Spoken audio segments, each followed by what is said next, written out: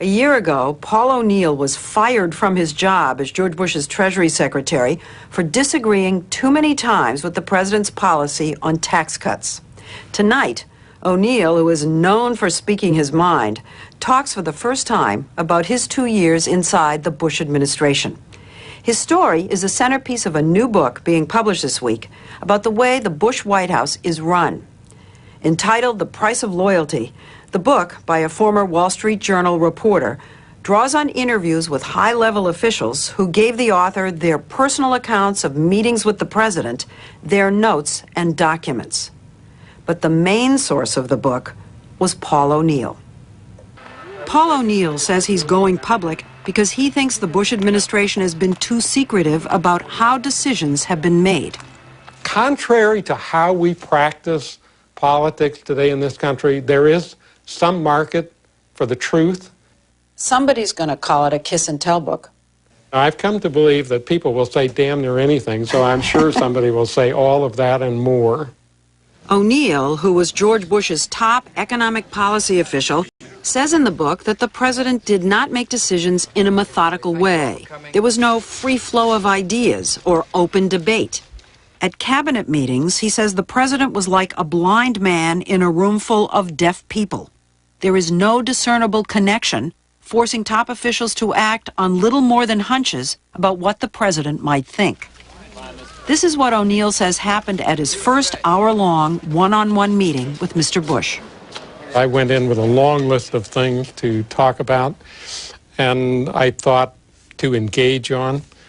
And as the book says, I was surprised that it turned out me talking and the president just listening. He never asked a single question. As I recall, it was mostly a monologue. President Bush was disengaged, at least on domestic issues, he says, and that disturbed him. This is a photograph of President Nixon. That's me there. He told us that wasn't his experience when he worked as a top official under Presidents Nixon and Ford, or the way he ran things when he was chairman of Alcoa. O'Neill readily agreed to tell his story to the book's author, Ron Suskind. O'Neill says he's taking no money for his part in the book. You interviewed how many other people? Oh, hundreds of people. Hundreds? Hundreds of people. How many other cabinet members? Several. Let's just say several. But O'Neill is the only one who spoke on the record. Didn't someone in this administration, high up, call him on the phone and warn him not to do this book? Yes, yes. And who was it? Don Rumsfeld. Was it a warning or a threat? I don't think so. Okay. I think it was the White House concerned, understandably, because O'Neill has spent extraordinary amounts of time with the president. They said this could really be the one moment where things are revealed. And they are. Not only did O'Neill give Suskind his time, he gave him 19,000 internal documents. I mean, everything's there. Memoranda to the president, handwritten thank you notes, 100-page documents, stuff that's sensitive, Stuff that's sensitive. Right, yeah. Transcripts of private meetings? Yeah, in some cases. High level? Yep. National Security Council, you don't get higher than that. And what happened at President Bush's very first National Security Council meeting is one of O'Neill's most startling revelations. From the very beginning, there was a conviction that Saddam Hussein was a bad person and that he needed to go. He says that going after Saddam Hussein was topic A 10 days after the inauguration, 8 months before September 11th. From the very first instance, it was about Iraq, it was about what we can do to change this regime. Now, everybody else thought that grew out of 9/11. No. But this book says it was day one of this administration. Day one, these things were laid and sealed. As Treasury Secretary, O'Neill was a permanent member of the National Security Council. He says in the book he was surprised at the meeting that questions such as why Saddam and why now were never asked. It's all about finding a way to do it. That was the tone of it. The president saying, go find me a way to do this. For me, the notion of preemption, that the U.S. has the unilateral right to do whatever we decide to do, is a really huge leap. And that came up at this first meeting. It did. O'Neill told us the discussion of Iraq continued at the next National Security Council meeting 2 days later. He got briefing materials under this cover sheet. There are memos. One of them, marked secret, says, plan for post-Saddam Iraq. Nation building. Absolutely. So they discussed an occupation of Iraq. In January and February of 2001. Based on his interviews with O'Neill and several other officials at the meetings, Susskind writes that the planning envisioned peacekeeping troops, war crimes tribunals, and even divvying up Iraq's oil wealth. Susskind obtained this Pentagon document dated March 5, 2001, entitled Foreign Suitors for Iraqi Oil Field Contracts. It includes a map of potential areas for exploration. It talks about contractors around the world from, 30, 40 countries, and which ones have what intentions or on oil in Iraq. During the campaign, candidate Bush had criticized the Clinton-Gore administration for being too interventionist. If we don't stop extending our troops all around the world in nation-building missions, then we're going to have a serious problem coming down the road, and I'm going to prevent that. The president had just run a campaign about being humble and not engaging in nation building. The thing that's most surprising, I think, is how emphatically, from the very first, this administration had said X during the campaign, but from the first day was often doing Y, not just saying Y, but actively moving toward the opposite of what they had said during the election.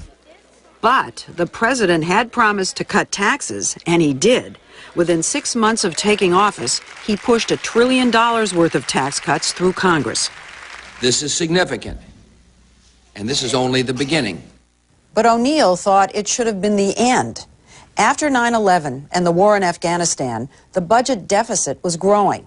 So, at a meeting with the vice president after the midterm elections in 2002, Susskind writes that O'Neill argued against a second round of tax cuts. Cheney, at this moment, shows his hand. He says, Paul, Reagan proved that deficits don't matter. We won the midterm elections. This is our due. We earned it. Exactly.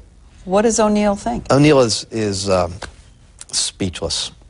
It was not just about not winning the tax cut, it was about how to use the nation's resources to improve the condition of our society. And I thought the weight of working on Social Security and fundamental tax reform was a lot more important than a tax reduction. Did you think it was irresponsible? Well, it's for sure not what I would have done. O'Neill accuses Vice President Dick Cheney of not being an honest broker, but with a handful of others, part of a Praetorian Guard that encircled the president to block out contrary views. O'Neill says this is the way Dick likes it. Meanwhile, the White House was losing patience with O'Neill. He was becoming known for a series of off-the-cuff remarks his critics called gaffes. One of them sent the dollar into a nosedive and required major damage control. Twice during stock market meltdowns, O'Neill was not available to the president. He was out of the country, one time on a trip to Africa with the Irish rock star Bono.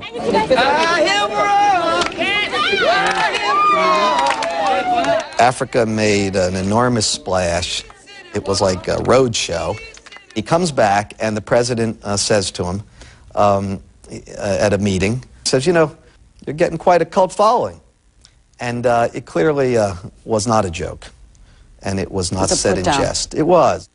Susskind writes that the relationship grew more tense and that the president took a jab at O'Neill in public at an economic forum in Texas.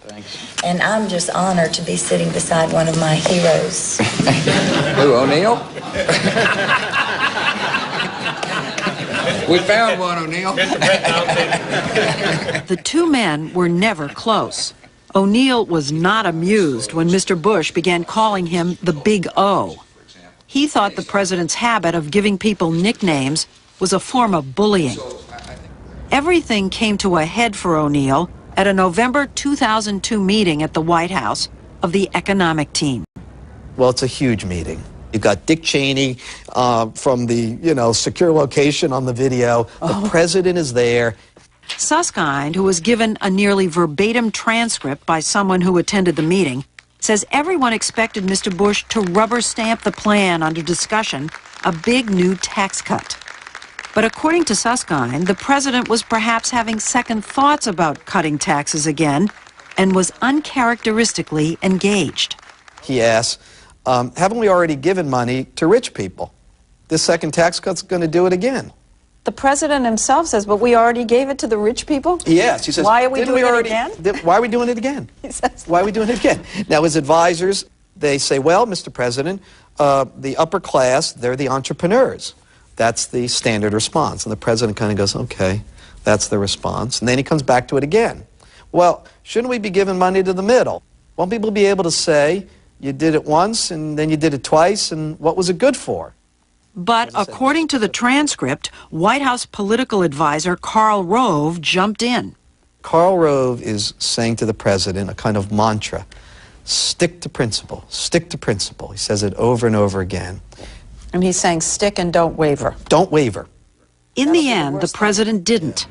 And 9 days after that meeting, in which O'Neill made it clear he could not publicly support another tax cut, the vice president called and asked him to resign.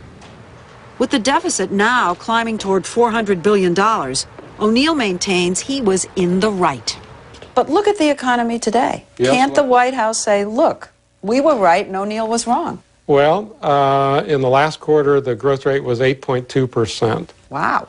It was terrific. Is it because of the tax cut? I think the tax cut made a difference, but without the tax cut, we would have had 6% real growth and the prospect of dealing with transformation of Social Security and fundamentally fixing the tax system.